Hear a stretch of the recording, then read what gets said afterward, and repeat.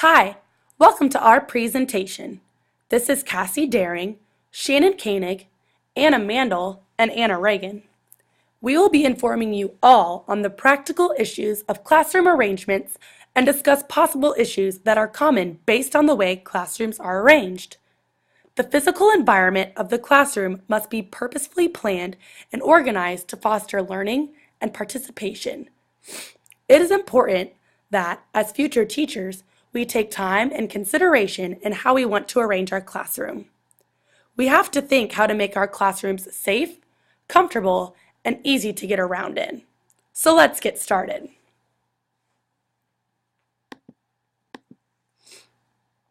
On this slide, you see two photos. On the right is a classroom with poor physical environment, and on the left is a classroom with appropriate classroom environment. The arrangement of the classroom environment significantly affects how students will learn and how engaged they will be throughout the day. The rest of this presentation will compare different elements of the classroom environment that either harm or help students learn.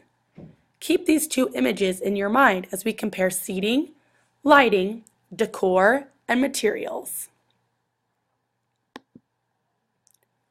One element of good classroom environment is the seating. On the right, we see a picture of an example of bad seating. On the left, we see a picture of an example of what good seating looks like. Seating should be systematic. Seating configuration is extremely important, and students should be able to easily move, transition, and interact in the classroom. Students and teachers should be able to move comfortably throughout the entire classroom. In the photo on the right, students have no room to move, especially if a student was in a wheelchair. Organization of the seats helps the student to feel more organized. Sometimes this sense of organization is helped if students have assigned seats, just as in the photo on the left. In my practicum experiences, I have found assigned seats to be very effective. It gives the teacher the ability to put students who work well together in the same area or group. On the contrary, it can also minimize problems for students who might distract one another. Additionally, seats should be arranged in such a way as to reduce traffic distractions. It is important that the only furniture in the room is functional and that there isn't any useless furniture or non-essential furnishings. Another element of good classroom environment is the lighting. On the right, we see an example of bad lighting in a classroom. On the left, we see a good example of lighting in a classroom. Lighting should be adequate.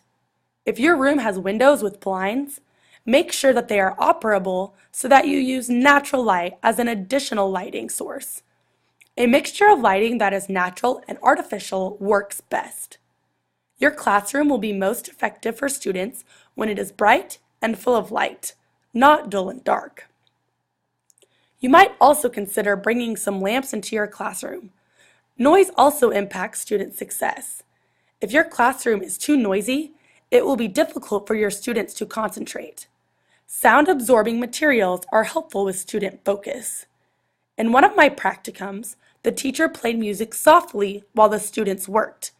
This encouraged the students to be quiet so that they could hear the music that they liked.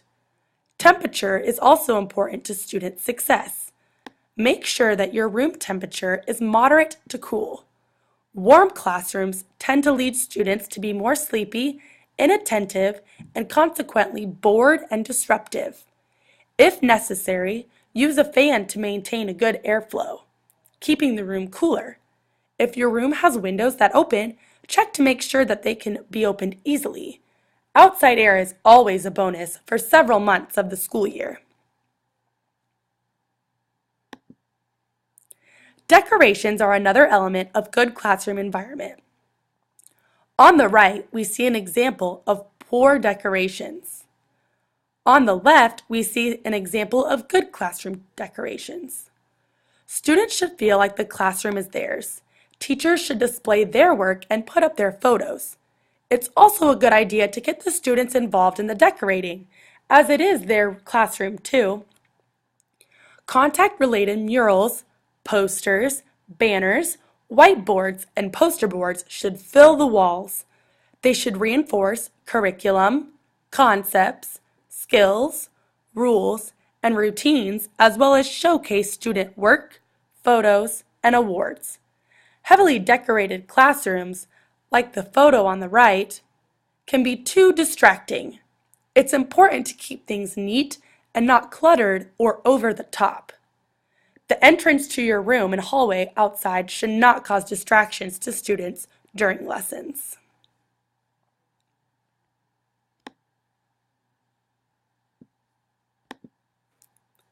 Another element of good classroom environment is material organization.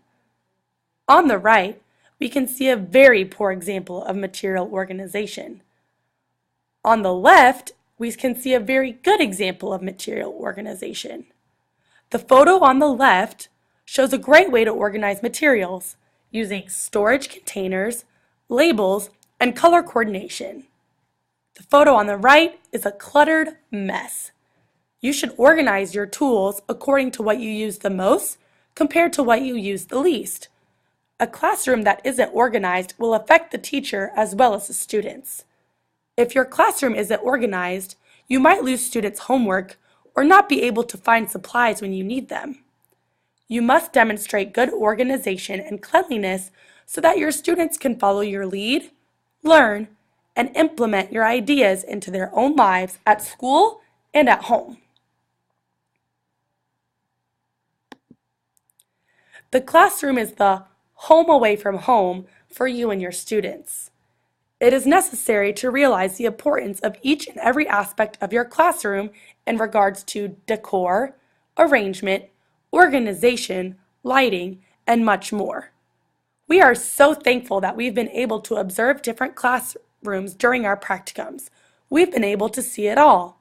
We are so excited to be able to design our classroom someday. For this presentation about the physical environment of the classroom and practical issues in classroom arrangement, we read 4 different articles and watched 1 video. We read 8 Tips and Tricks to Redesign Your Classroom by Edutopia and watched How to Make an Ugly Classroom Beautiful on YouTube. We also read Classroom Environment, The Basics by Denise Young, as well as Tips for Creating a Wow-Worthy Learning Space and Master Classroom, Designs by Creative Minds, both by Edutopia. Thanks for watching our presentation. We hope you enjoyed it and learned a lot about the practical issues in classroom arrangement.